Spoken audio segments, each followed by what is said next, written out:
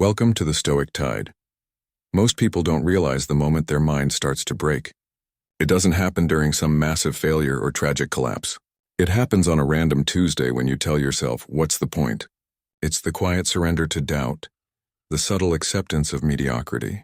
And once that seed is planted, it grows silently until one day you don't recognize yourself. You're still functioning, still showing up, but your spirit, your will, is nowhere to be found.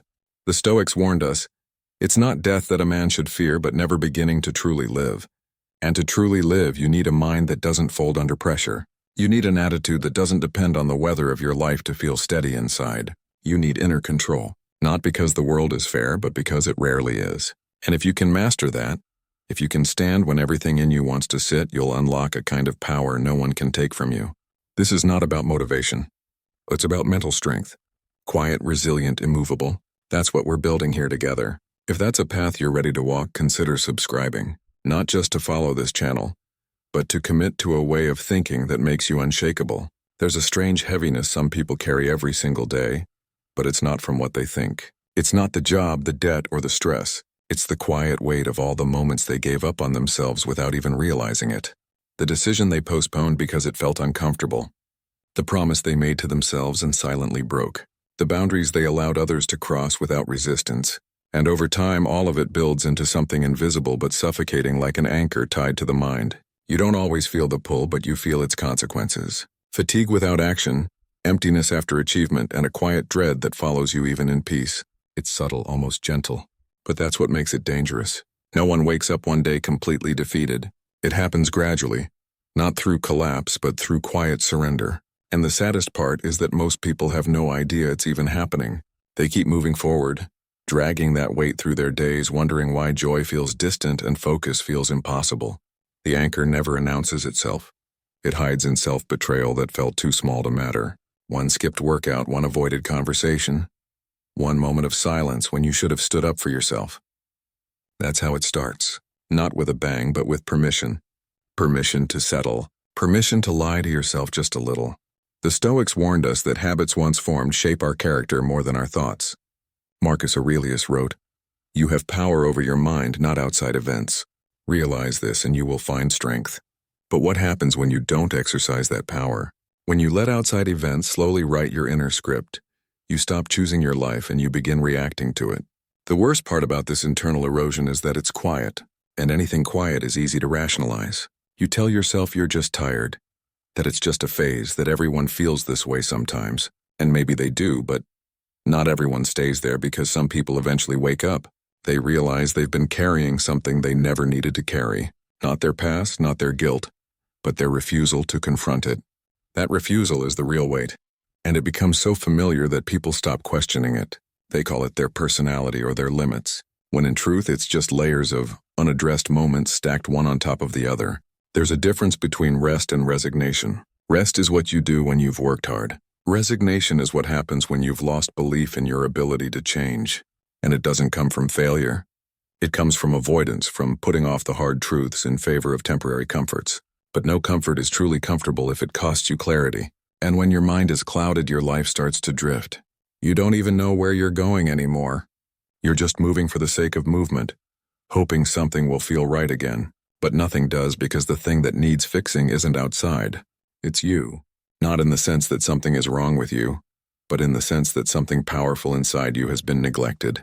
You've handed your attitude over to convenience, to emotion, to habit, and now it's time to take it back. Cutting that invisible anchor doesn't start with a grand gesture. It starts with a quiet decision. A decision to stop betraying yourself in small ways, to stop telling yourself it doesn't matter, because it does. Every time you let your standards drop to avoid discomfort, you're voting against your future. Every time you silence your instinct to speak truth or make a change, you're feeding that anchor, and it grows until one day you're dragging a version of yourself you don't even recognize. You don't need to fix everything today, but you do need to stop feeding what's breaking you. That means honesty, ruthless honesty, not just with others, but with yourself. Where are you making excuses? Where are you pretending not to care? Where have you convinced yourself that it's too late? These aren't just questions, they are mirrors, and it takes courage to look into them. But if you do, you might just see that the person you want to become isn't far off. They're just waiting for you to stop dragging the version that quit. Most people never notice when the giving up begins because it doesn't feel like a crisis. It feels like a choice, a small one. But those small choices shape the mind. They create a version of you that tolerates less from yourself. And the more you tolerate, the more you forget what it's like to be powerful. Because power doesn't come from loud achievements. It comes from quiet consistency, from choosing your values even when no one is watching, from showing up when the feeling is gone, from choosing growth over ease, again and again. The anchor that holds most people back is never the world. It's the story they've accepted about themselves. A story written not in trauma or tragedy, but in small silences. Silent guilt, silent regret, silent settling. But silence is not strength. Not when it replaces action. The mind is a tool, but left unattended, it becomes a trap.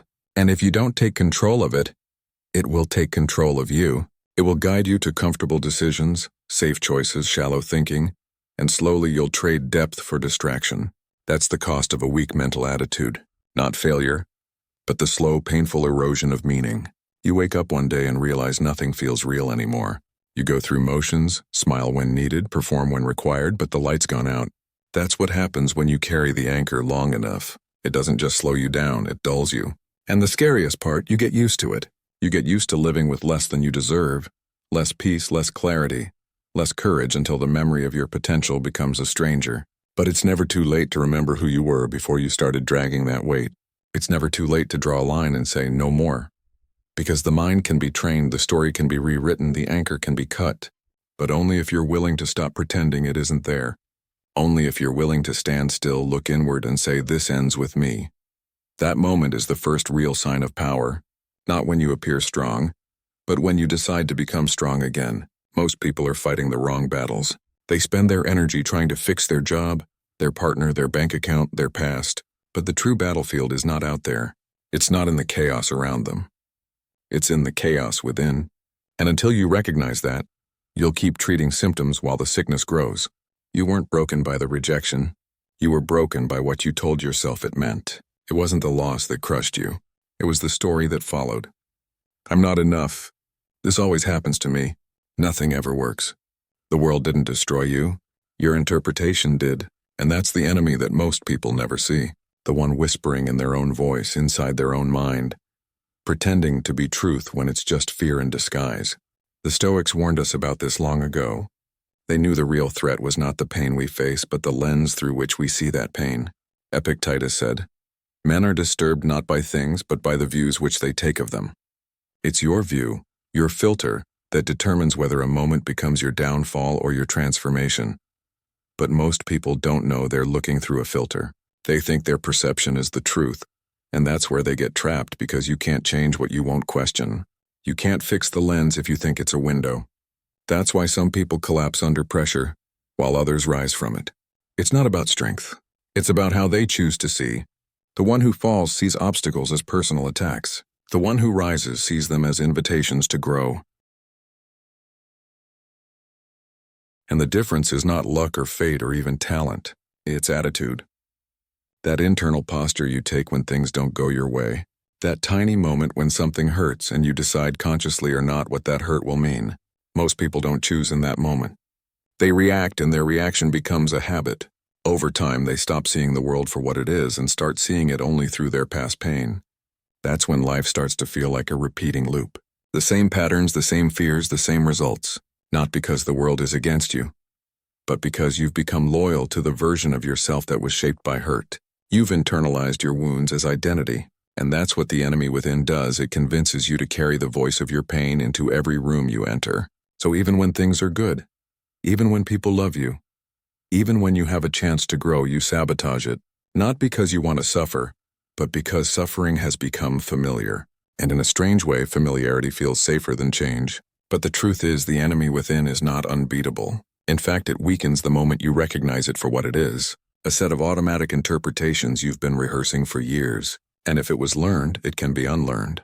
If it was built, it can be dismantled. But not by blaming the world. That's what keeps people stuck. They think once my situation changes, I'll feel better. But it doesn't work that way. You don't wait for peace. You create it. Not by controlling the storm, but by calming the voice inside that keeps screaming about it. Real control doesn't come from bending life to your will. It comes from mastering your lens. How you see, how you think, how you respond. Because if your inner world is in disarray, No amount of success will bring you peace. You'll still find a way to feel lost. You'll still doubt yourself in the quiet moments. You'll still carry that restlessness, that edge, that feeling that something is off, even when everything looks fine on the outside. That's the trap of chasing change without fixing perception. You reach your goals, but your mind stays the same, and eventually, it pulls you back to where you started. You don't need the world to be easier. You need your mind to be stronger. And strength doesn't come from avoidance. It comes from confrontation. Facing the stories you've been telling yourself, interrupting them, challenging them, replacing them, not just once but over and over until your mind knows a new way. Until your first instinct isn't self-blame or panic or shutdown but calm, clarity and resolve. That's when you know the enemy within is no longer in charge. When your reactions no longer rule your reality. Carl Jung said, "The most terrifying thing is to accept oneself completely." And maybe that's why most people never look inside. Because what they find there isn't just darkness, it's potential. And potential demands responsibility. It demands you stop making excuses. It demands you rise above the comfort of victimhood and claim authorship over your perception. That's the hard part. It's easier to believe the world is the problem. But once you see the pattern, once you realize it's your interpretation shaping your experience, you can never unsee it. You either grow or you pretend. There's no middle. And growth starts with awareness. Not just knowing your thoughts, but watching them. Listening to the way you speak to yourself when no one else can hear. Do you speak power or pity? Do you rise to the challenge or replay your doubts? That voice inside you, it's not fixed. It's not fate. It's a habit. And like any habit, it can be rewired slowly, intentionally, with patience. Every time you choose a new interpretation, every time you shift your perspective from why me to what now, you are dismantling the enemy within. You are not your failures. You are not your past reactions. You are not the voice in your head that doubts everything good. You are the one who chooses whether to keep listening. That's your power. That's where freedom lives. Not in what happens to you, but in how you frame it. That's the art of building an unbreakable mind. Refusing to let circumstances define your identity. Refusing to let pain become your language. And refusing to let the enemy within be louder than the purpose pulling you forward. Most people never realize how much control they have over their reality. Not the external world that will always move the way it moves, but their inner world. The place where meaning is made. That's where the real power lies. Something difficult happens and two people walk away from it with entirely different stories. One sees loss, the other sees preparation. One feels punished, the other feels shaped. And the only difference between them isn't luck, intelligence, or circumstance. It's interpretation. That silent, invisible lens that turns experience into either fuel or poison. And most of the time, that lens gets built without our awareness. It's shaped by fear, by old wounds, by things we were told when we were too young to question them. But at some point, if you want to live with strength, you have to take that lens into your own hands. You have to stop reacting and start choosing what things mean. It's a simple truth, but most people never consider it. Nothing in life has meaning until you give it meaning. A delay is not inherently frustrating. A failure is not inherently humiliating. A rejection is not inherently a reflection of your worth. They only become those things when you assign them those labels. But if that's true, if you're the one assigning meaning, then it means you have a say in how any experience shapes you. That's not wishful thinking. That's freedom. And it's not about pretending everything is good. It's about looking deeper and asking yourself what you want to carry forward from it. Do you want this moment to define you by your pain or your growth? Most of what we call suffering doesn't come from the event itself. It comes from the meaning we attach to it. That's why two people can go through the same setback. One crumbles and the other transforms. The event didn't choose their path. Their interpretation did. And that's the part no one teaches you growing up. You're told to chase results, to avoid failure, to seek approval. But no one tells you that the most important thing isn't what happens. It's what you tell yourself afterward. That internal dialogue becomes your reality. And if you don't master it, it masters you. Imagine what would change if your first instinct in hardship wasn't to complain or collapse, but to pause and ask, what is this moment giving me? That one question flips the entire structure of your thinking. It invites patience where there used to be panic. It creates curiosity where there was blame. And it teaches your mind to search for meaning instead of pain. That's not denial. That's discipline. Because it's easy to feel good when things go your way. It's a completely different skill to stay grounded when they don't. And that skill is built in how you interpret. That doesn't mean you have to be happy about everything. It means you stop letting your first reaction run your life. Emotional maturity begins the moment you realize that your feelings are real, but they aren't always right. A moment of anger doesn't require a reaction. A moment of fear doesn't mean you're in danger. Feelings are messengers, not masters. And interpretation is how you decode them. When you pause, breathe, and ask yourself what else this could mean, you begin to see that every situation is layered. There's the surface-level discomfort, and then there's the lesson underneath if you're willing to find it. The pressure is never the problem. The problem is when you assume pressure is punishment instead of preparation. That assumption, that instant meaning you assign to difficulty shapes everything. If you believe life is against you, every challenge will confirm it. If you believe life is testing you, every challenge will refine you. It's not about lying to yourself. It's about choosing a mindset that builds strength instead of weakness. The mind is always assigning meaning. It doesn't matter if it's small or large, joyful or painful. Your brain is constantly weaving a narrative. And once that narrative is set, your actions follow. That's why people repeat the same habits, the same emotional spirals, the same self-sabotaging decisions. It's not that they love pain. It's that their story is stuck. Their lens has been unchallenged. But the moment you stop and say, "Is this the only way to see this?" you start loosening that grip. And with each layer you peel back, you gain more freedom, not to change the event, but to rise above it. That's the hidden key most people never discover. The power of interpretation is the power of transformation. You don't need a new life. You need a new lens, because the life you're living could already be the breakthrough you're hoping for if you just see it differently. Maybe that delay you hate is actually saving you from a worse outcome. Maybe that closed door is redirecting you toward a better one. But you'll never know if you're always labeling everything as loss. Training the mind to interpret wisely is a daily practice. It doesn't happen by accident. You have to pay attention to your thoughts, especially the quiet ones, the ones you say to yourself when you're alone. If they're filled with blame, guilt, fear, or self-pity, then your lens is dirty. And no matter how good life gets, you'll still feel stuck. But clean the lens, challenge the thoughts, and suddenly the same situation looks different. Not easier, but clearer. And clarity is more powerful than comfort. This doesn't mean you ignore reality. It means you become more responsible for your reaction to it. You stop outsourcing your peace to perfect conditions. You stop believing that external success will fix internal chaos, because it never will. Peace doesn't come from what happens. It comes from what you decide it means. And if you can train your mind to search for value in adversity, you'll become someone that difficulty can't destroy. Interpretation is the tool that builds resilience. Every time you catch yourself spiraling into negativity, every time you choose to reframe instead of react, you're proving to your mind that it works for you, not the other way around. You're building a mental muscle that can lift the weight of uncertainty, of setbacks, of change, and over time that mindset becomes your default. You become someone who doesn't flinch when things go wrong, not because it doesn't hurt, but because you've learned how to make pain useful. It's not about controlling every thought. It's about choosing the ones you entertain. And once you take responsibility for your interpretation, you begin to take responsibility for your entire life. That's when everything changes. Not instantly, not dramatically, but steadily. You stop being a victim of what happened. You start becoming a student of it. And from there, no experience is wasted. Every loss becomes a lesson. Every delay becomes development. Every test becomes training.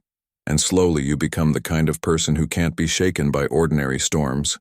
Because your lens, your attitude, your interpretation has been sharpened by the extraordinary. There's a common misunderstanding when people talk about mental strength. They imagine it's about being cold, unfeeling, detached, like becoming a stone that nothing can touch. But that's not strength. That's suppression. And suppression isn't power. It's a disguise for fear. Because the truth is, strength isn't about avoiding emotion. It's about no longer being ruled by it. To build an unbreakable mind, you don't kill your feelings. You reclaim authority over them. You acknowledge them. You feel them, but you don't follow them. They speak, but you decide what gets heard. Most people don't realize how much they're being led by emotions until they've already made a decision they regret. They say things in anger, withdraw in sadness, procrastinate under fear, and when the wave passes, they're left wondering why they feel lost. It's not the emotion that broke them. It's the obedience. They thought feeling something meant they had to act on it. But feeling is just information. It's a signal, not a sentence. And the ability to recognize that is where emotional neutrality begins. Neutrality is not indifference. It's stability. It's what happens when you stop reacting to every rise and fall like it's the end of the world. When you stop allowing your day to be hijacked by whatever mood happens to arrive in the morning. An unbreakable mind doesn't fight the weather of emotion. It simply refuses to let it change the course. Like a mountain present, aware but unmoved. That's the posture of strength. Not because it avoids storms, but because it stands through them without losing its shape. Emotional neutrality is the result of choosing response over reaction. It means noticing what you feel without making it your identity. Saying to yourself, yes, I'm angry. Yes, I'm hurt. But I choose not to let this speak for me. That's not weakness. It's restraint. And restraint is one of the most underrated forms of power. Because anyone can explode. Anyone can crumble. But to remain centered when everything in you wants to lash out or shut down, that's rare. That's mastery. You don't have to fight your emotions. You only have to stop letting them drive. Picture your emotions like passengers in a car. They can ride with you, but they don't touch the wheel. They don't decide the direction. You acknowledge them, maybe even thank them for showing up, but then you put your hands back on the steering wheel. That's what it means to lead yourself. To feel deeply, but to think clearly. The Stoics knew this. They didn't aim to eliminate feeling. They aimed to elevate reason to protect their inner calm no matter the outer chaos. Life will not adjust to your emotions, but you can train your emotions to adjust to life, not by pretending they don't exist, but by refusing to be dragged by them. You learn to say, this is difficult, but it's not destructive. This is painful, but it doesn't define me. That clarity in the face of emotional noise is how resilience is formed. The more often you practice this, the more natural it becomes. At first it feels like a battle, like you're holding back a flood with your bare hands, but over time your nervous system adapts. You begin to recognize the waves before they crash. You catch the thoughts before they spiral, and you no longer fear your own reactions because you've built the space between what you feel and what you do. That space is everything. It's where all power lives. The ability to pause, to observe, to choose. Without that space, you are a slave to every sensation. With it, you are free. The mistake most people make is thinking that emotional control is coldness. But if anything, it allows you to love better, connect deeper, and lead stronger because you're not clouded. You're not bringing past wounds into present moments. You're not bleeding onto people who didn't cut you. Neutrality gives you the clarity to show up as your full self, not your fearful self. And that changes everything. Your relationships, your decisions, your peace. It's easy to be calm when nothing is testing you. But the real test is staying centered.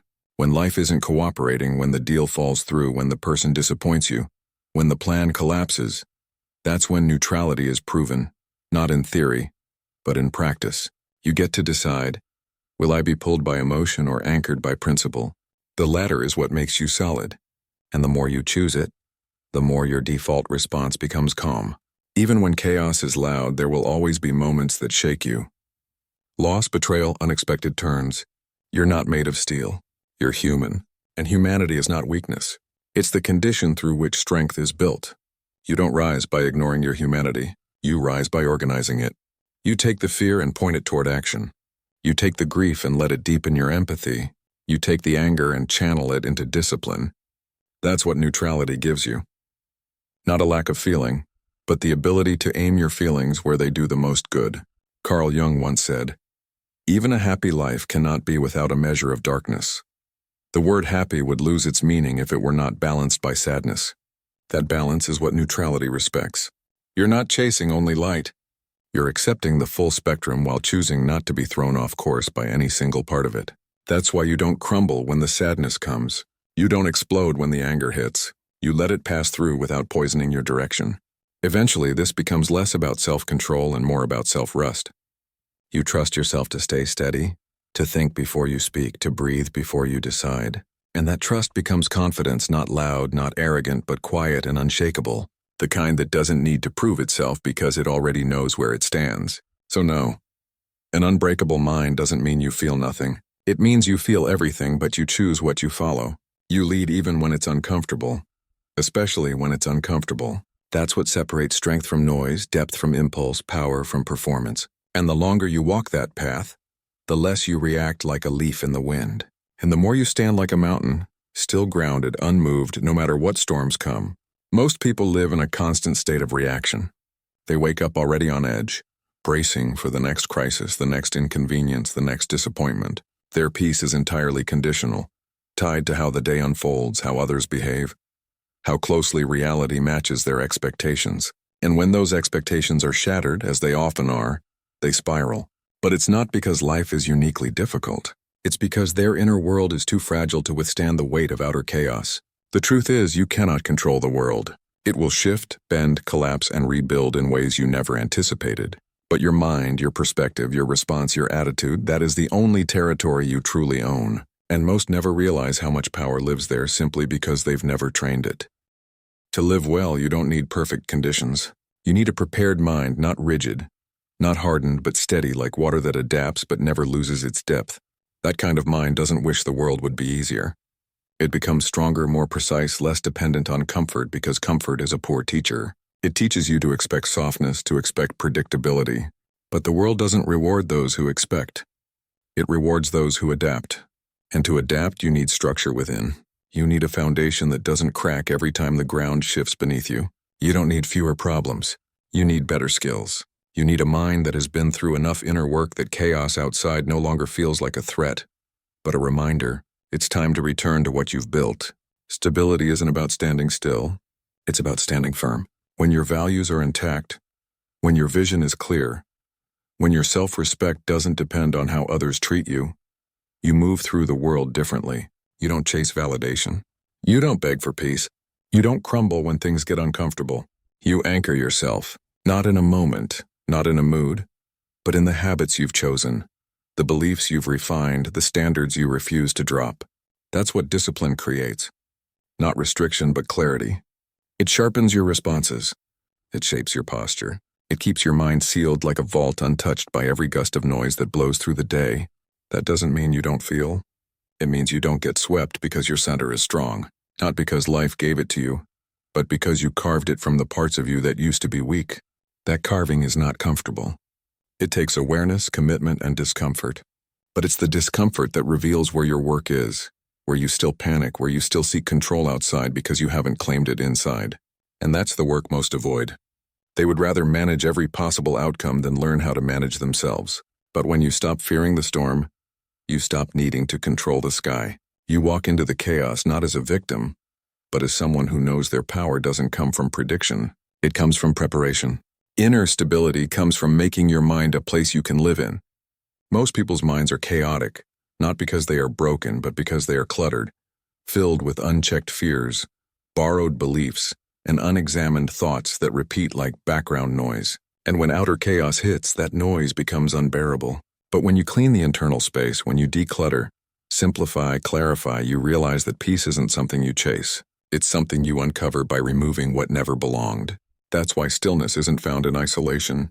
It's found in ownership. Owning what you allow to stay. Owning what you refuse to feed. Owning what you do when no one's watching. And ownership starts with the question, what am I building? A cracked glass or a sealed vault? A cracked glass may look fine when the world is calm, but the moment pressure hits, it leaks. It breaks. It can't contain anything. But a sealed vault it holds, not because it's invincible, but because it was built intentionally. Every layer reinforced, every weakness addressed, every corner secured. That's what discipline does. It's not just about routines. It's about building the capacity to hold your own thoughts, feelings, and decisions with strength. So when life throws you into discomfort, you don't ask for relief. You lean on the structure you've already built, and that structure must be tested. That's how you know it's real. You can read every book, quote every philosopher, build the perfect plan. But if you fall apart every time the day doesn't go your way, then the structure was never strong. It was theoretical. And life will expose that not to hurt you, but to show you where the cracks still are. And if you're willing to see that not as failure, but as feedback, then you're already ahead of most. Because most people get angry when the world doesn't protect their illusions. They think peace means nothing goes wrong. But peace is when something goes wrong and you stay grounded anyway. Carl Jung once said, "The world will ask you who you are, and if you don't know, the world will tell you." That is why inner stability matters. If you don't define your mind will be defined by noise, by pressure, by everyone else's expectations. And once that happens, you've lost control.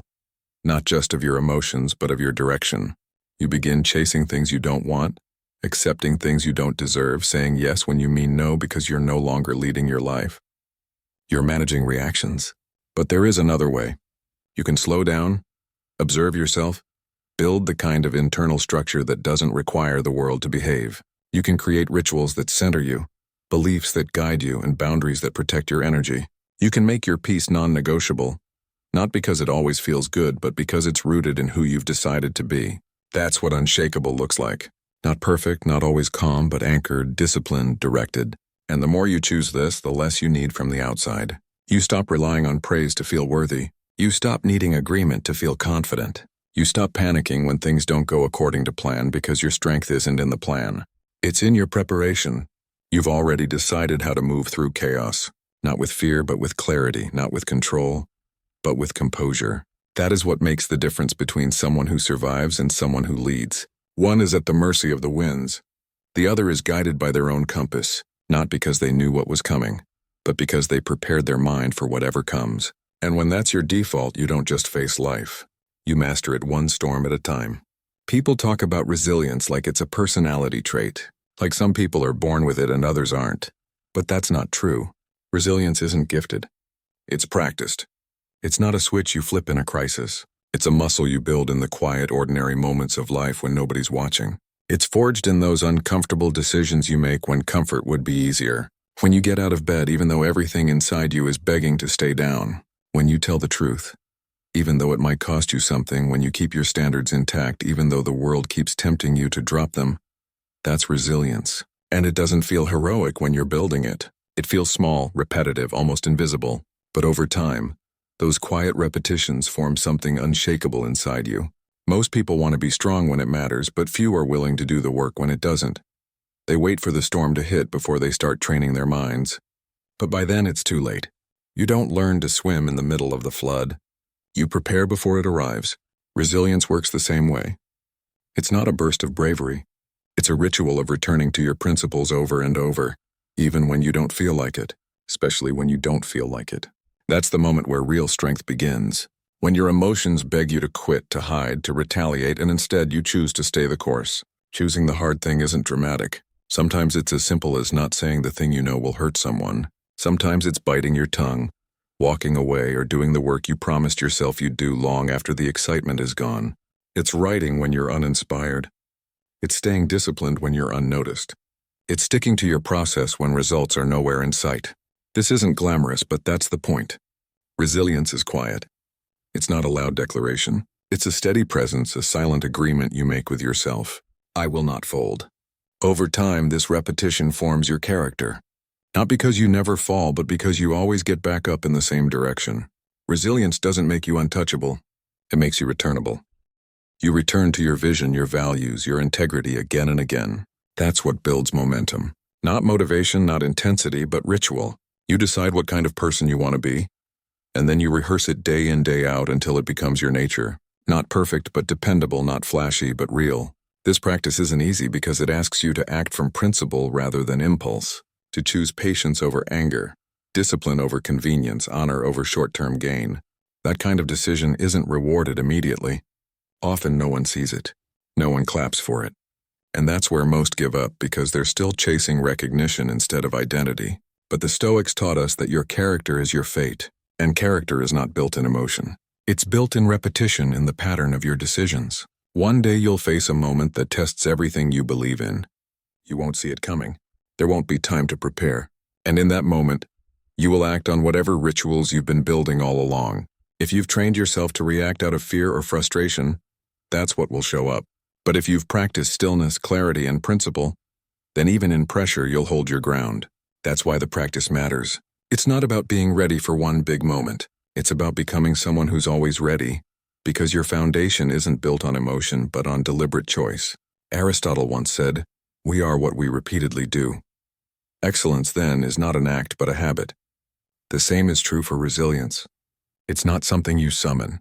It's something you live into. And the way you live into it is by creating systems that make your values automatic. You don't wait to feel strong. You structure your life in a way that makes strength more likely. You reduce the friction between your intention and your action. You eliminate distractions. You protect your time. You rehearse what matters. And slowly you create a rhythm that supports you even when motivation vanishes. This isn't about never breaking down. It's about returning faster. Each time you fall, you return a little quicker, a little clearer, a little stronger. You learn to fail forward, to treat the setback not as proof of weakness but as part of the ritual, because failure doesn't disqualify you from the path. It deepens your commitment to it. It reminds you what's real, what matters, what's worth returning to, and that's where grit is born, not in avoiding the fall but in choosing the rise. You may think it's too late to build this kind of strength, that you've already given up too many times, but resilience doesn't care where you've been. It cares what you do next. The next choice is always yours. The next hour, the next day, the next decision. That's where your power lives. Not in the past, but in the pattern you create now. And every pattern begins with one small, inconvenient, courageous step. That's the truth most overlook. They want transformation, but they ignore the tiny rituals that lead there. So if you want to become unbreakable, stop waiting to feel different. Start doing different. Start showing up when it's hard. Start honoring your word even when no one is watching. Start living by a code that doesn't flex with your emotions. Let your actions become so consistent that even doubt grows tired of testing you. Let your discipline speak louder than your doubt. Let your small daily choices tell a bigger story about who you are becoming. The ritual of resilience is not grand. It's not heroic in the way movies portray it. It's in the ordinary moments, the unnoticed mornings, the quiet commitments, the decisions no one claps for. But that's where the power is. That's where the edge lives. And over time, those little acts of integrity compound into something extraordinary. Not because you're extraordinary, but because you built something most never take the time to build. A foundation that holds. Resilience isn't a feeling. It's not about feeling strong. It's about showing up even when you don't. It's about becoming someone who no longer needs permission to act from their highest self. Someone who lives the values they speak about. Someone who turns discomfort into ritual, pain into process, fear into fuel. Someone who doesn't rise because they feel ready, but because rising has become their way. There's a moment, usually subtle, when a feeling tries to claim your identity. You wake up tired and think, I must be lazy. You feel uncertain and say, I must be weak. You feel overlooked and believe I must be worthless. But those aren't truths. They're interpretations of emotion, temporary states pretending to be permanent realities. And if you're not careful, you'll start shaping your entire life around those fleeting moments. You'll make long-term decisions based on short-term discomfort. You'll build your self-concept on feelings that were never meant to stay. But you are not your feelings. You are the space behind them. You are the awareness watching them rise and fall. You are the one choosing what to do with what shows up. The danger isn't in having emotions. It's in confusing them for identity. It's in letting a moment of sadness convince you that you are a sad person, or letting a wave of anxiety dictate that you must be broken. But feelings are just signals, raw data from your body, your environment, your thoughts. They arrive unannounced, they demand attention, and if you're not grounded, they can take over. But that takeover only happens when you forget who's in charge. When you forget that, you can pause, step back, and say, this is just a feeling. It's not the whole truth. What people rarely understand is that emotions don't need to be fixed. They need to be felt, understood, and then released. You're not supposed to trap them, nor should you let them rule you. Let them speak, but don't let them write the story. Let them pass through, but don't let them rearrange your values while they're visiting. Because when you let feelings dictate who you are, you become inconsistent. One day you're confident, the next you collapse. One disagreement and your identity dissolves. That's not because you lack strength. It's because you've allowed emotion to become your ruler instead of your advisor. Carl Jung once said, I am not what happened to me. I am what I choose to become. That includes what happens inside you. You are not what your anger tells you. You are not what your fear whispers. You are not what your insecurity suggests. You are the one deciding what to build with it. And if you don't claim that role, if you let your internal weather determine your external behavior, you'll never be stable. You'll constantly shapeshift depending on what shows up emotionally. You'll never feel grounded because your foundation isn't built on principle. It's built on moods. The Stoics referred to this as your ruling faculty, the part of you that can observe, decide, and act with intention, regardless of internal turbulence. It's not about suppressing what you feel. It's about separating your choices from those feelings. It's the quiet strength of watching a storm pass through your body without letting it steer your life. It's the practice of noticing a wave of doubt and saying, I see you, but I've got something more important to follow. And yes, it is a practice. It's not something that happens automatically, especially if you've spent years reacting instead of responding, years believing every thought, obeying every emotional impulse, and wondering why you always feel one step behind your own peace. But you can interrupt that cycle. You can watch a thought come in and not let it build a home. You can feel overwhelmed and still move forward. You can experience fear and still choose action. That's the distinction that changes everything. Action doesn't have to wait for emotion to get in line.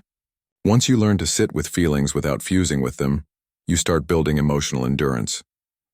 You stop making everything so personal. Someone criticizes you, and instead of internalizing it, you assess it. You feel anxious, but instead of shutting down, you keep going. You don't wait to feel ready. You don't chase motivation. You lead yourself. You show up in spite of the noise, and slowly you start trusting yourself. Not because you always feel good, but because you've proven you can act wisely, even when you don't. That's how resilience begins. Not with becoming emotionless, but with becoming emotionally sovereign. You feel the same things everyone else does, but you don't let them become the compass. You don't assign meaning too quickly. You let the moment breathe.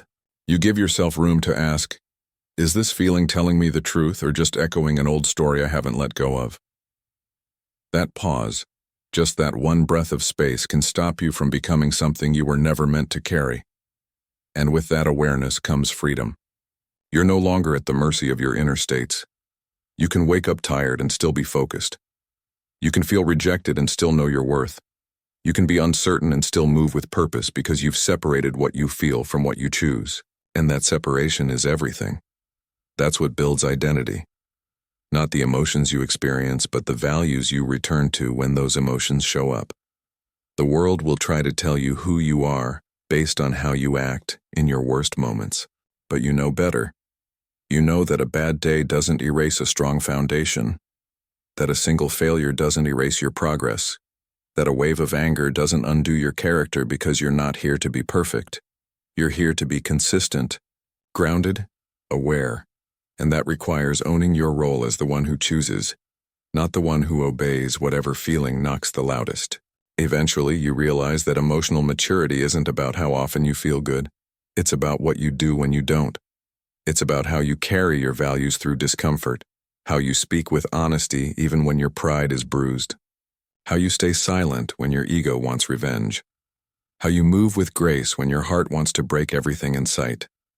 That's the real work, the invisible strength, the kind no one sees but everyone feels when they're around you. Because when you master this, people notice, not because you seem stoic or cold, but because you seem rooted. You're no longer rattled by every storm. You don't explain your every mood. You don't project your pain onto others. You carry yourself with an inner steadiness that can only come from knowing exactly who you are and who you are not. You are not your emotions. You are the one guiding them. And that difference practiced daily is what makes your mind unbreakable. Most people are careful about what they eat, what they breathe, and what they wear. They filter their water, read the labels on food, and cover themselves in cold weather. But when it comes to the mind, when it comes to what they allow into their thoughts, they're reckless. They scroll endlessly through drama, negativity, fear-based headlines, cheap entertainment, and other people's opinions without stopping to ask what it's doing to them. And it is doing something. Just because it's invisible doesn't mean it's harmless. In fact, the invisible things shape you more than anything else. The quality of your attention, the thoughts you allow to settle, the voices you listen to, the content you consume, these are the building blocks of your inner world. And if you don't guard them carefully, your mind becomes a landfill of noise you never chose, but slowly learned to live with. If your mind were a house, would you let just anyone walk in? Would you let someone come into your living room and shout insults, lies, and fear for hours? Probably not. But people do it all the time through their phones, their TV, their social media, their conversations. They let their focus become contaminated, and then they wonder why they feel drained, anxious, unfocused, or unsure of themselves. It's not always because something is broken. Sometimes it's because too much noise has built up and crowded out the clarity.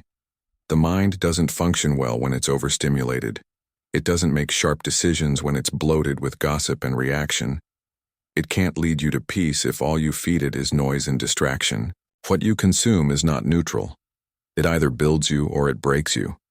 And it's not just about avoiding obviously toxic content. Sometimes it's the subtle things, the posts that make you compare, the conversations that leave you feeling smaller, the people you follow who make you feel like you're behind.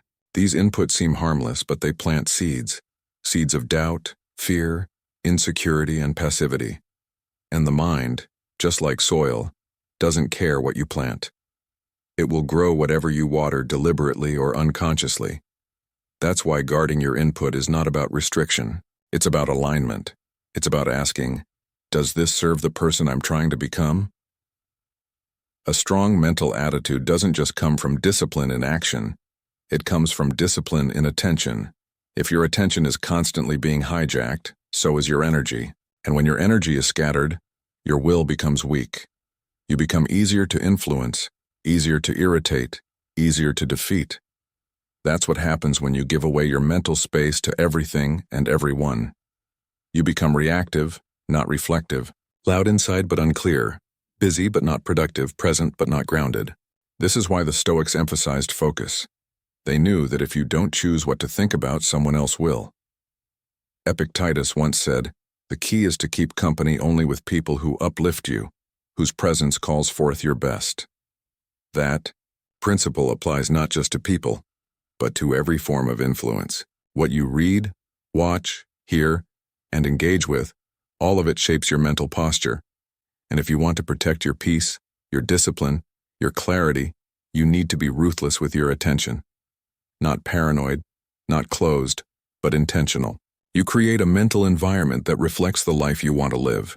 One that promotes depth over distraction, strength over noise, truth over popularity. And this discipline must be daily. You can't clean your thoughts once a week and expect lasting clarity. Just like you don't shower once and stay clean forever, you must filter your mind regularly. Take time to notice what's entering without your permission. Ask yourself whether the voices you're listening to are leading you towards strength or away from it. Whether the content you're consuming is making you wiser or just more reactive. Whether the conversations you're having are lifting you or leaking your focus. Because every day your mind is being shaped not in a moment, but in a million small decisions. And those decisions become your inner environment. When you walk through a polluted city, you wear a mask to protect your lungs. But when your mind walks through polluted ideas, do you have any filter in place? Or do you let it all in, trusting you'll figure it out later?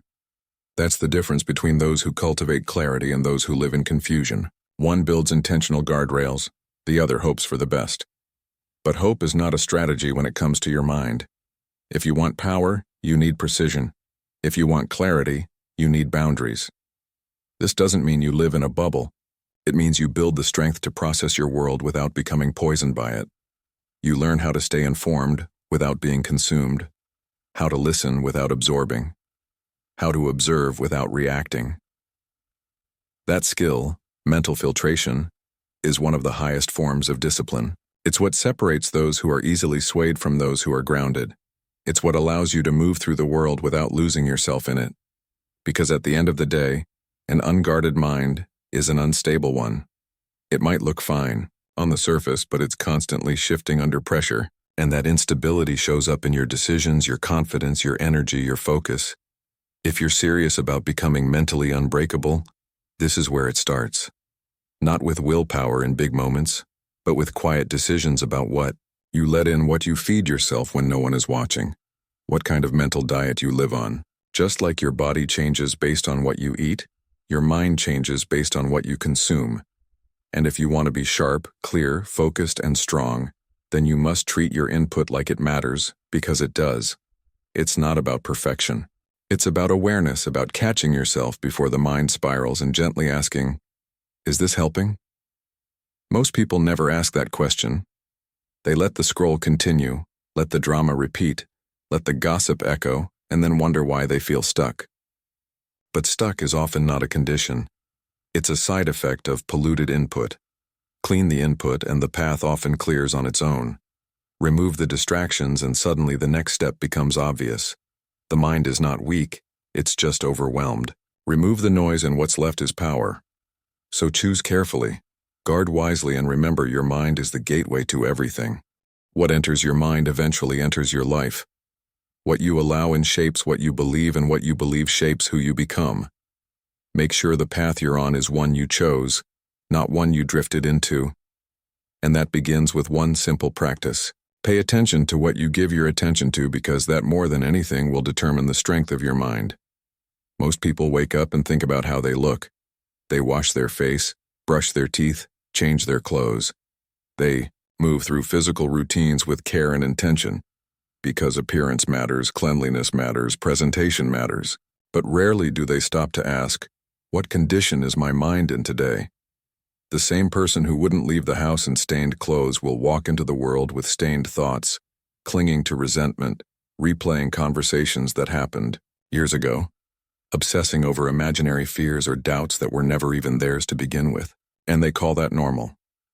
But the truth is, the mind is no less a vessel than the body. It needs cleansing, structure, and discipline, or it rots under its own weight.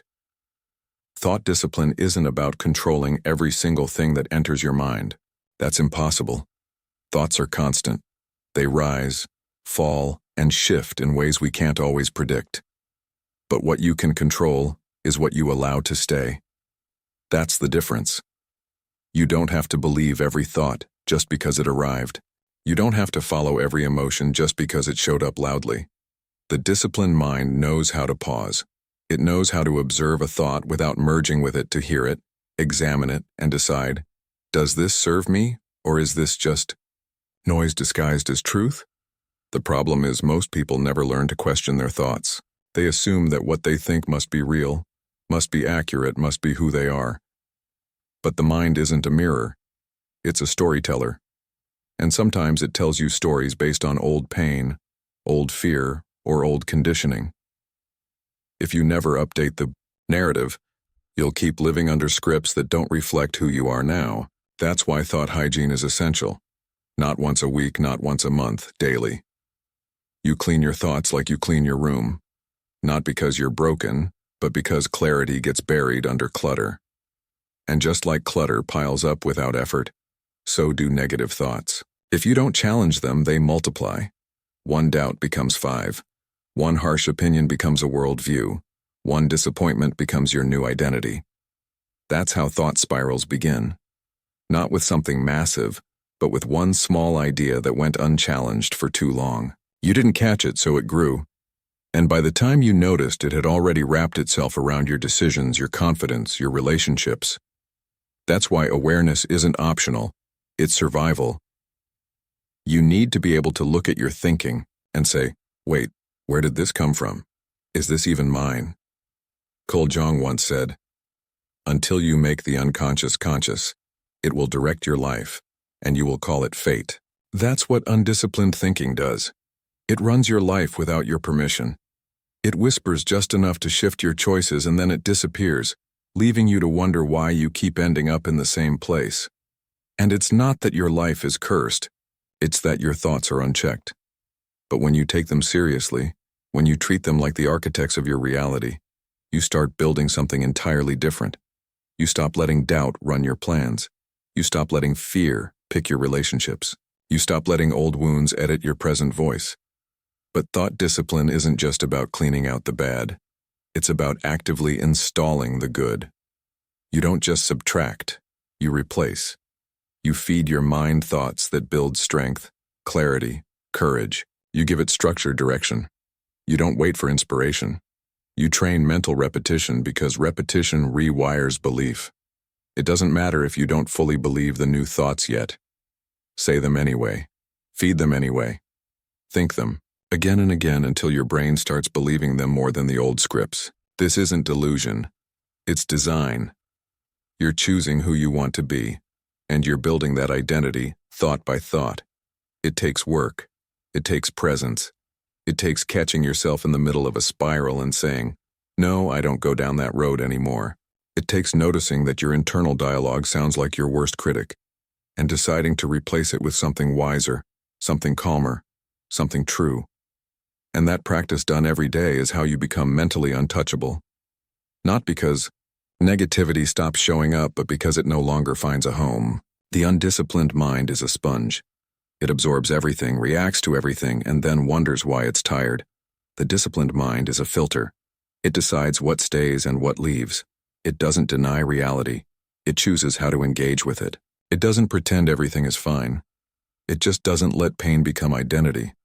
That's the real distinction. You can feel what you feel without becoming it. You can experience chaos without living in it. And you can sit with uncertainty without drowning in it. Epictetus said, "No person is free who is not master of themselves." And that mastery begins with thought, not in trying to force silence or peace, but in creating mental order. You become the curator of your mind. You choose what gets amplified and what gets dismissed, what gets practiced and what gets cut. Over time, this changes how you show up in the world. You stop chasing every reaction. You stop spiraling over what people think. You stop fearing outcomes you can't control because your internal world becomes more stable than the external one. Eventually, that discipline becomes second nature. You don't wake up and feel overwhelmed by every thought. You don't need hours to recover from every doubt. You move quicker through fear. You return faster to calm. You see a negative thought and say, "That's not me. That's a visitor. It doesn't stay here." And that mindset, that inner command, is what turns ordinary people into extraordinary forces. They're not perfect. They're not emotionless. They've just learned how to separate what's real from what's noise. They've built a kind of mental hygiene that allows them to see clearly, even when life gets messy. So start small. Pay attention. Clean your thoughts. Speak to yourself the way you wish someone had when you were younger. Build the habit of noticing when your mind drifts into old patterns and gently guide it back. Discipline doesn't have to be harsh, it just has to be consistent. That consistency becomes your edge, your foundation, your advantage in a world full of noise. And when your thoughts are clear, your path becomes clear too. Not because life gets easier, but because your mind no longer gets in the way. Most people walk through life feeling heavy, but they don't always know why. There's this quiet restlessness they carry, an anxiety that hums just beneath the surface. They change jobs, cities, relationships, routines, hoping the unease will fade. But it doesn't. Because the real problem isn't what surrounds them. It's what's missing within them. They haven't anchored their mind to anything real. No direction, no meaning, no core purpose to hold on to when life starts pushing back. And when your mind isn't anchored, it drifts, not in some peaceful poetic way, but in a slow erosion of certainty. You doubt everything. You second-guess yourself. You depend on people, outcomes, circumstances to tell you who you are. And when they fall apart, which they often do, you fall with them. But a person with purpose, they don't float. They move deliberately. They know that pain might still come, but it won't shake the foundation. Their setbacks don't erase their identity because their identity wasn't built on what's temporary. It was built on something deeper, something chosen.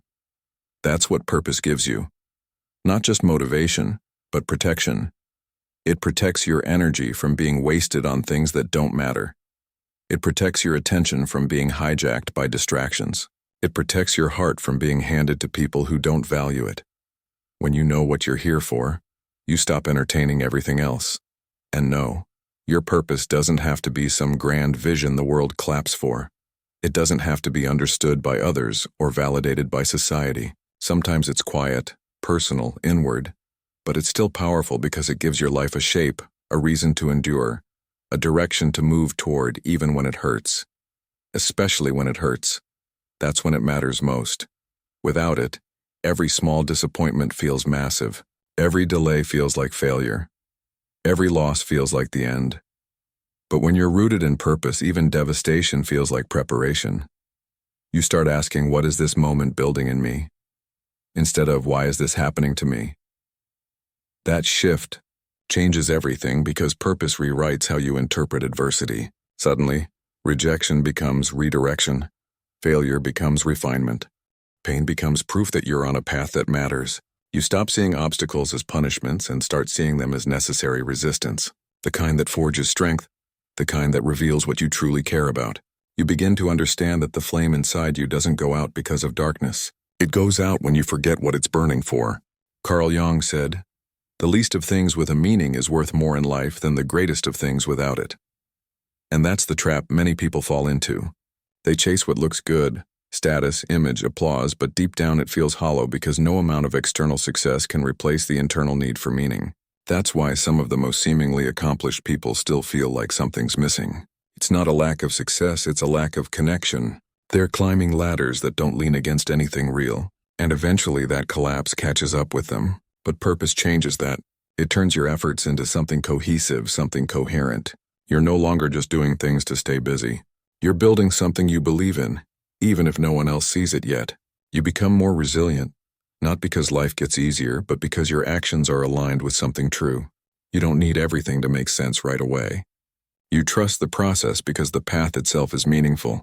That's the kind of mindset that can endure seasons of obscurity, loneliness, even suffering because it knows it's part of something worthwhile. Without that grounding, the mind becomes fragile. It clings to approval. It panics when things don't go as planned. It collapses under pressure because it was never standing on anything solid. But when you find your why, even the worst days don't destroy you. They deepen you. They refine your direction. They burn away what's unimportant and leave you more focused than ever. Purpose becomes your filter. It decides what you say yes to, what you let go of, what you fight for, and what you walk away from without apology. You stop needing to explain yourself to people who don't see your vision. You stop begging for support from people who were never meant to understand your path. You stop shrinking to fit places you've outgrown, because now you're not just surviving, you're building. You're not just chasing things. You're creating something that matters. Maybe not to everyone, but definitely to you. And that is more than enough. When purpose drives you, your pace changes. You no longer rush into everything. You move with patience but not passivity. You wait when it makes sense, but you don't stall out in fear. You act when it's time, even if you're uncertain. Because the goal is no longer comfort. The goal is alignment. And the more aligned you are, the more peaceful you become. Even in pressure, even in pain. That doesn't mean you won't have moments of doubt. You will. Purpose doesn't eliminate uncertainty. It gives you the strength to face it. It doesn't guarantee clarity at every step. It gives you something to hold on to when clarity is nowhere to be found. It becomes your compass when everything else is fog. And in a world filled with noise, having a personal compass is one of the most powerful things you can own. Eventually, your mind begins to change. It stops asking, "What should I do to feel good right now?" and starts asking, "What should I do that aligns with who I'm becoming?" That shift is everything. It reorders your values. It clarifies your standards. It keeps you from being blown off course by emotions, distractions, or setbacks. You start to feel steady. Not because life stops testing you, but because you stop questioning your direction every time it does. So if you're feeling lost, it's not because you're broken. It's probably because you've been drifting too long without anchoring your energy into something deeper. You've let other people's noise drown out your own knowing. You've prioritized comfort over clarity. But you can change that. You can get quiet. You can get honest. You can ask yourself, what actually matters to me? What pain am I willing to endure because it leads somewhere real? What would I keep doing even if no one noticed? The answers to those questions aren't just nice ideas. They're your path. They're the roots that keep you from being blown around by every opinion, every fear, every change in circumstance. Because once your mind is anchored in purpose, it becomes something most people never develop. Consistent. And in a world of mental chaos, that kind of consistency becomes your power. Not just to succeed, but to endure, to live fully, to think clearly, and to rise again and again. No matter what life throws your way, there's a moment barely noticeable that lives between what happens to you and what you do about it. It's not loud. It doesn't last long. But in that space is your entire power. Most people never see it. Something triggers them, and before they even understand what they're feeling, they're reacting. They say the thing they later regret. They shut down. They lash out. They retreat. Not because they're bad people, but because they've never been taught that they have a choice. They confuse reaction with instinct, as if it's automatic, as if the emotion is in control. But that's not how it works. Reaction is not a command. It's a habit, and like all habits, it can be changed. The truth is, you are not a puppet tied to the strings of your emotions. You are a person with a mind, and that mind, when trained, can separate what you feel from what you choose. But the training doesn't start in the big moments. It starts in the subtle ones. The moment someone cuts you off in traffic. The moment your friend says something careless. The moment life doesn't go according to plan. You feel the rise of heat, the heart races, the impulse speaks. But if you can pause even for just one breath, you begin to take the wheel. That breath is everything. It breaks the loop. It reminds you that not everything that demands your attention deserves your energy. The discipline of controlled reaction isn't about suppressing your feelings. It's about directing them. Anger can become clarity. Fear can become preparation. Frustration can become insight. But only if you slow down long enough to choose how that energy gets used. Otherwise, it uses you. It becomes an automatic loop. Someone offends you, you explode. Life disappoints you, you collapse.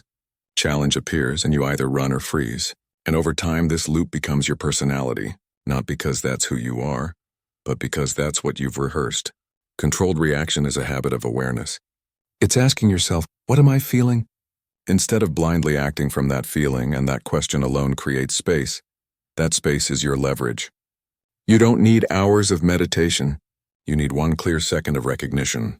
This is frustration. This is fear. This is pride. And once it's named, it's tamed. Not silenced, but softened. And from that softness, you can respond with intention instead of reaction. You can speak truth without aggression. You can protect your peace without turning cold. You can stand firm without becoming rigid. But that space isn't given, it's trained. You train it by practicing when it's easy, so you can apply it when it's hard. When you feel disrespected but choose to respond with calm. When you feel panic but choose stillness. When someone disappoints you and instead of cutting them off, you communicate clearly. These aren't passive actions. They're powerful ones because they aren't controlled by the external world. They're shaped by your inner discipline, and that consistency over time becomes peace. You're no longer afraid of being triggered because you've trained your response. You're no longer anxious about uncertainty because you trust yourself to adapt. You stop feeling guilty for everything you say because your words are chosen, not thrown. And you stop regretting the way you handled things because you didn't hand control over to the emotion of the moment. This doesn't mean you're passive. It doesn't mean you let people walk over you. It means your strength is guided, not scattered. You respond when it matters. Not because you've been poked, but because you've been principled. There's a difference. One is reactive, a slave to the moment. The other is intentional, a master of it. That mastery isn't arrogant. It's steady. It knows what deserves a reaction and what deserves silence. It knows when to hold firm and when to walk away, not based on pride, but based on values. Over time, this self-leadership becomes visible. People start to notice not because you talk more, but because you react less. You're not the loudest, but you're often the calmest. You're not trying to prove your power, but it's felt in how you carry yourself. And that presence built from thousands of quiet decisions to pause, to breathe, to choose becomes your edge. In a world where everyone is reacting, you become the one who responds, and that makes you magnetic. It makes you reliable. It makes you strong. But more than how others see you, it's about how you feel inside. You start to trust yourself again. You know you won't betray your values when pressure hits.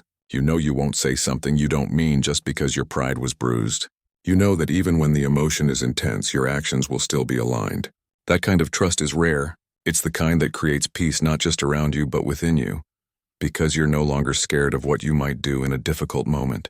You've met yourself there before and you handled it with grace. And it always comes back to that split-second space, the gap between what happens and what you do.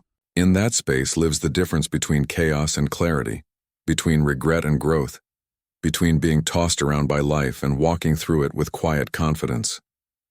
Train that space, own that space, and you'll find that the most powerful person in the room isn't the one who speaks the loudest. It's the one who controls their reaction without letting their emotion control them.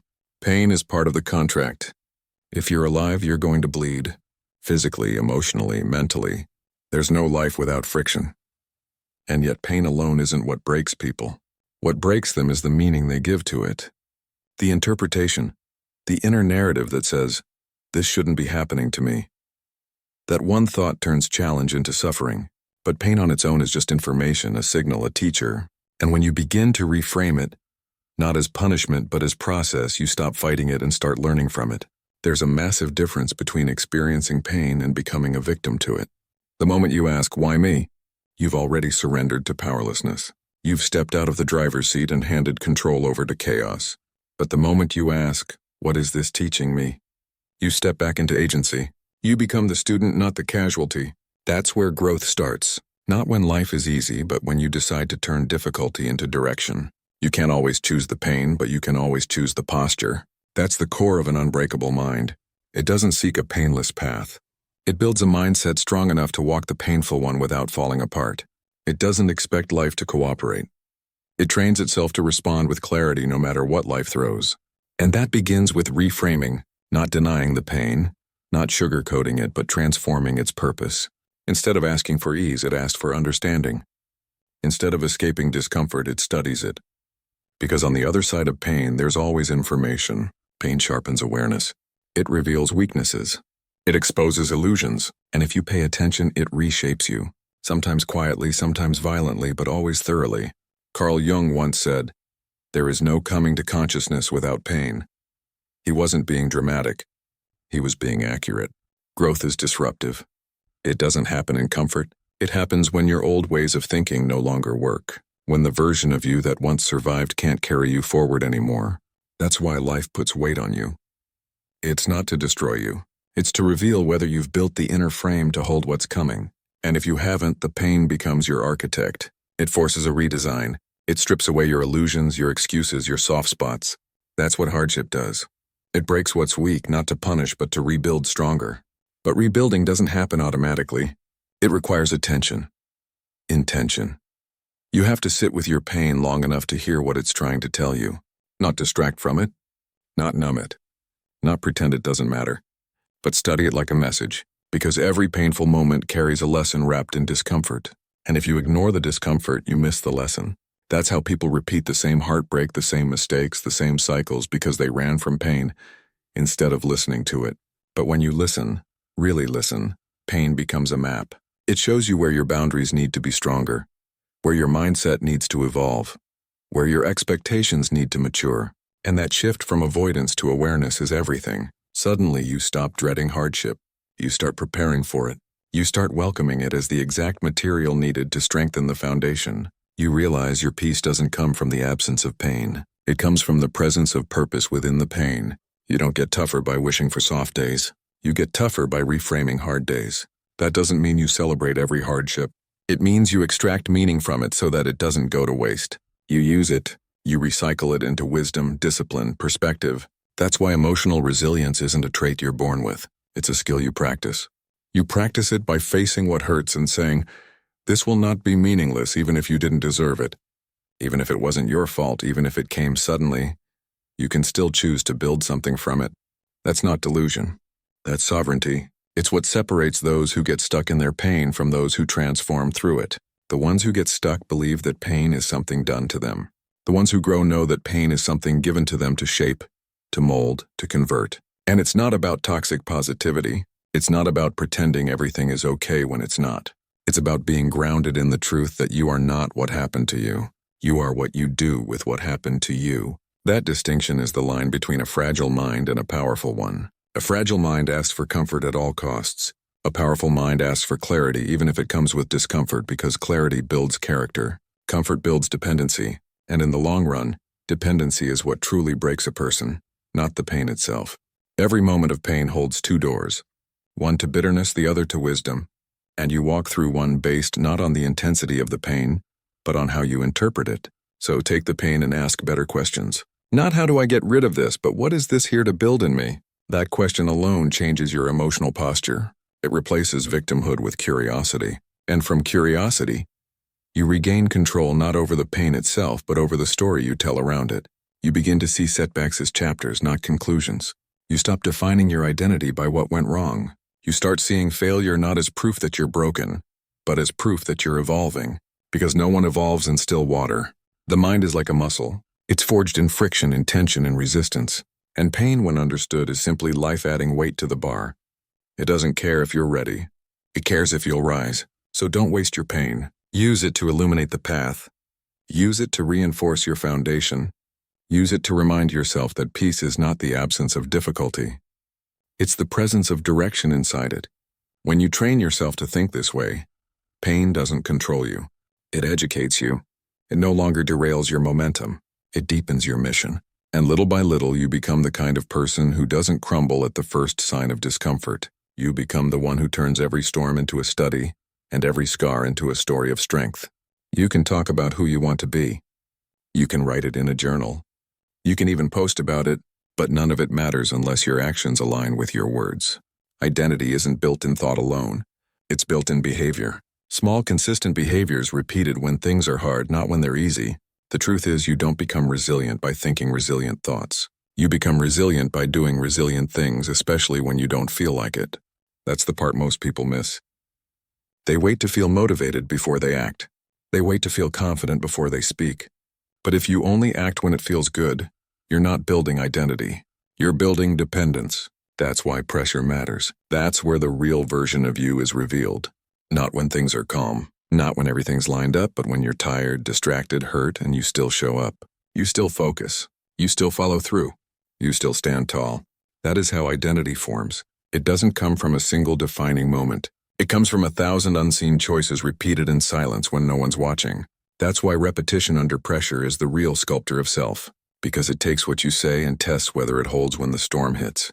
It's easy to say, I'm disciplined. But are you still disciplined when it's raining outside and your alarm goes off at 5 a.m.? It's easy to say, I'm focused.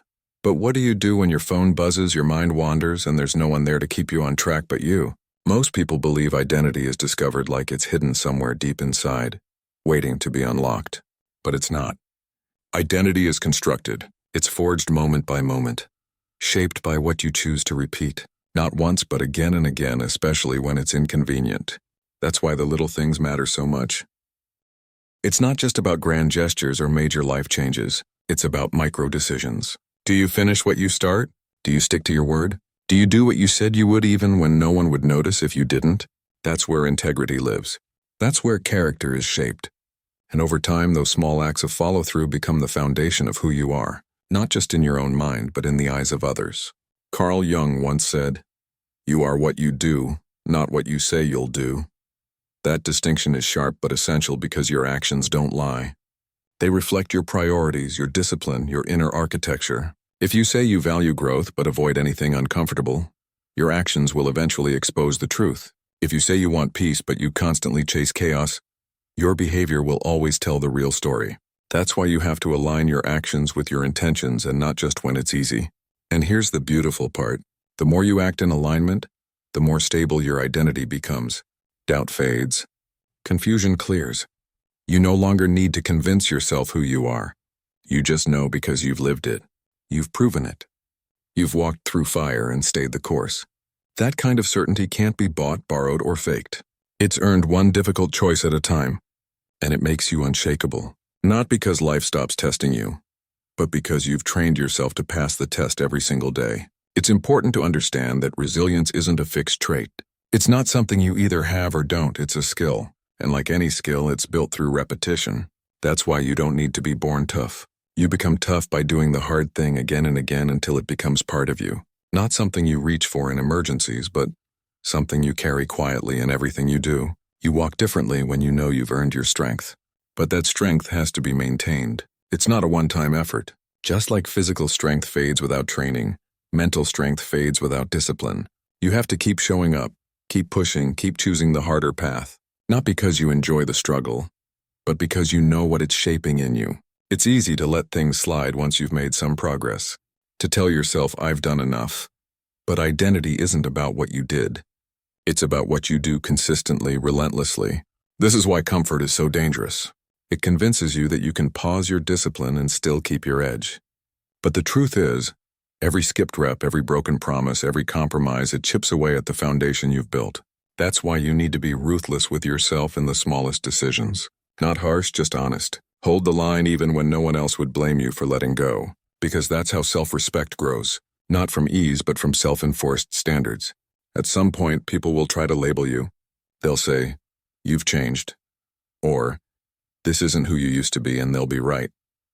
Because the person you used to be was built on convenience. The person you've become was built on consistency. You didn't become someone else. You built the person you were always capable of being. That's the real transformation. Not in how loud you get, not in how impressive your words sound, but in how quietly your actions confirm your values. And when people ask how you got there, the answer will sound simple, but it won't be easy. Because the truth is, you just refused to quit. You woke up when it was hard. You focused when it was boring. You pushed when it would have been easier to coast. You became your habits, you became your rituals, and those rituals made you resilient, not in theory, but in reality. So when the world gets noisy, when pressure mounts and you feel pulled in every direction, remember this. You don't rise to your goals. You fall to your standards. And your standards are shaped by what you repeat. Not what you hope for, but what you practice. So practice strength, practice clarity, practice silence in chaos. Let your actions be louder than your intentions. And over time, you won't need to chase identity because everything you do will already speak it. Life has a way of stripping things away from us. The job we thought was secure, the relationship we believed would last, the routines that gave us comfort and predictability. Sometimes everything external begins to fall apart at once. But the person who endures isn't the one with the most resources. It's the one who refuses to let their attitude collapse with their circumstances. Because attitude, more than any possession, more than any plan, is the real armor. It doesn't protect you from pain, but it shields your inner world from becoming corrupted by it. When you lose something that mattered deeply, the temptation is to spiral inward, to let bitterness take root, to let resentment grow wild. But that's where attitude becomes critical. It's not about pretending everything is okay. It's about standing tall in the storm and saying, "This may have shaken me, but it won't shape me." It's choosing your posture when everything else is uncertain, and that choice is everything. Because while we may not control what happens around us, we always have a say in how we meet it. An attitude rooted in purpose doesn't just help you recover, it helps you rebuild stronger. It becomes a compass when you're lost and a shield when you're exposed. The right attitude won't stop heartbreak or failure, but it ensures those experiences don't redefine you. They refine you, and this is where the true transformation happens. Not when life hands you a smooth path, but when you keep your mind upright while walking through chaos. The person who holds their attitude while everything else is shaking becomes impossible to defeat. It's important to understand that attitude isn't just a reaction. It's a trained response.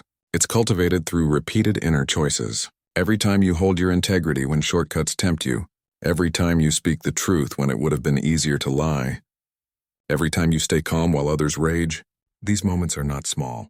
They are the slow forging of your inner sword. You may not see it right away, but it's there, growing sharper, stronger, more resilient with each test.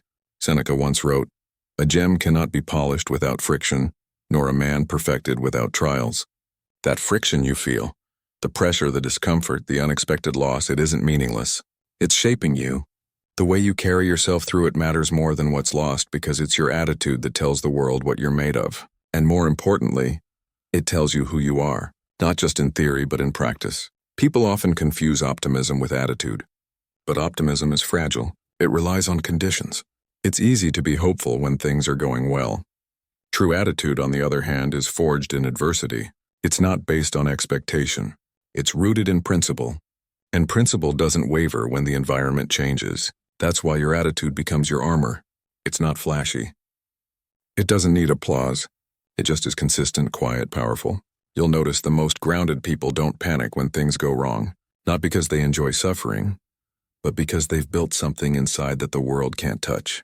That's the strength you develop when your attitude becomes your core. It's not surface-level motivation. It's deep internal anchoring.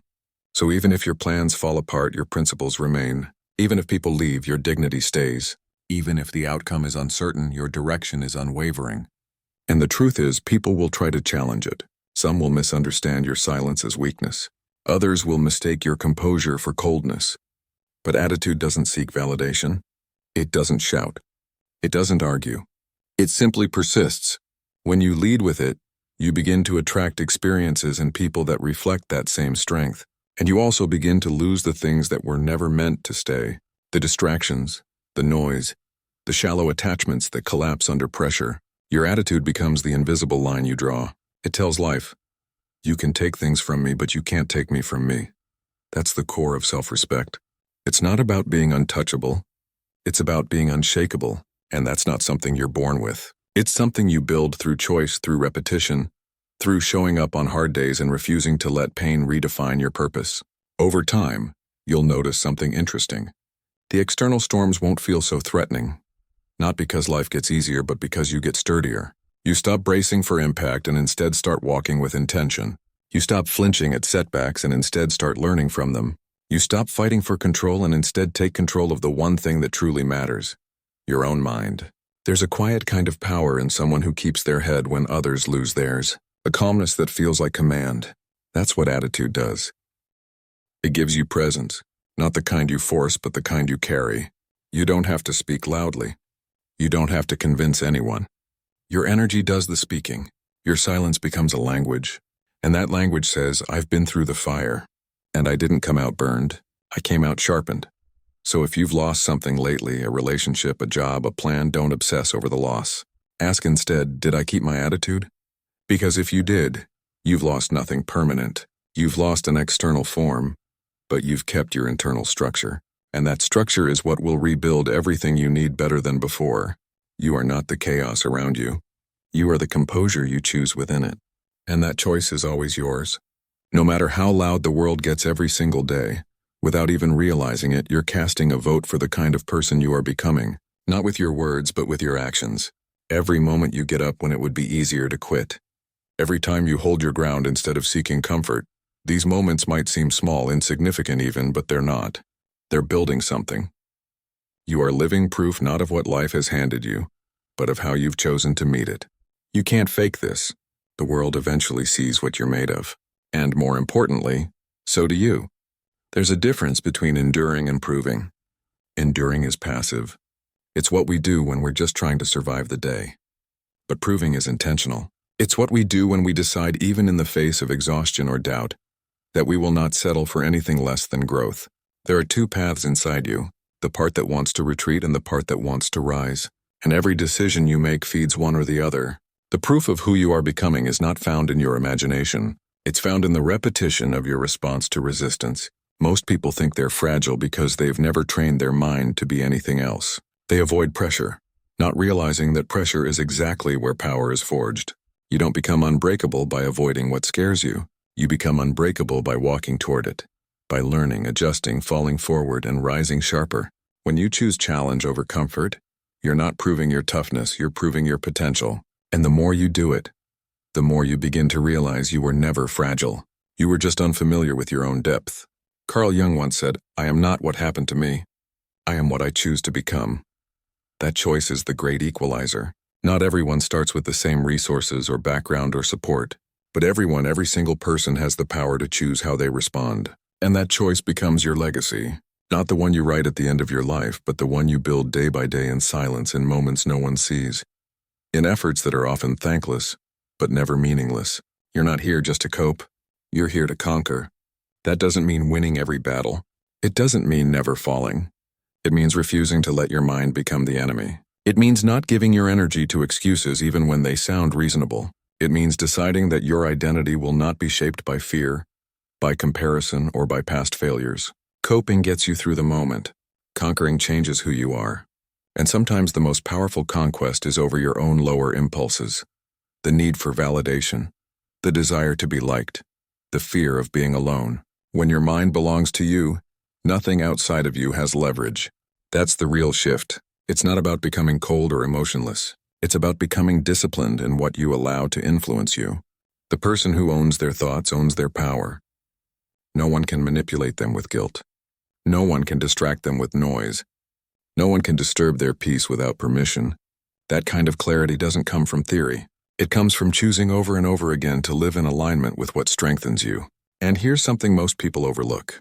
The proof you leave behind isn't always dramatic. It's in the silence you keep instead of arguing. It's in the focus you maintain while others are scattered. It's in the consistency you bring when motivation runs out. Quiet discipline, steady presence, the ability to act without applause. These are the traits of someone who has stopped needing to be seen and started needing to be solid.